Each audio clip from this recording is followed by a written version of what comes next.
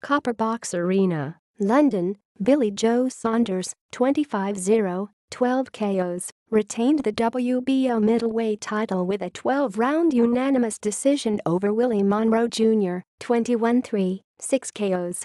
The scores were 117-111, 115-114 and 117-112. It was Saunders' first bout since retaining his belt for the first time last December in a tough fight with Artur Akavov. Monroe was coming off a September 2016 decision win over Gabriel Rosado on the Canelo Alvarez-Liam Smith undercard in Texas. In the end, the pre-fight shenanigans were more interesting than the fight itself as Saunders cantered to a dominant, if tepid, win. The WBO titlist suffered a cut over the right eye after a clash of heads in the fourth round, courtesy of an accidental clash of heads, but maintained control throughout to retain his title. The American challenger was struck in the groin and kicked at by Saunders' son at the weigh-in, and later claimed that he was the victim of threats and abuse throughout fight week.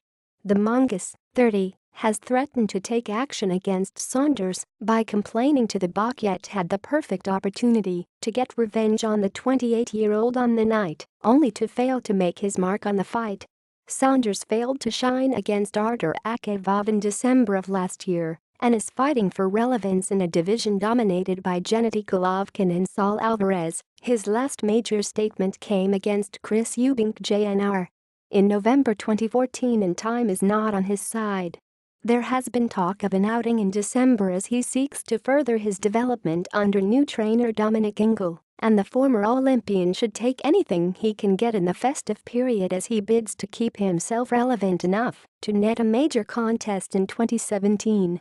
"You can't discredit the man, thanks to him for coming over," said Saunders, before his son apologized for punching you, Monroe, in the nuts at the weigh-in. "I've got the hunger again working with Dominic," said Saunders. "The main thing in my head tonight was to get through this fight to get to what is next. There was more pressure than this than there would be for Golovkin or Canelo. I beat him on pure boxing. It was a bit boring for the fans, but I got the win."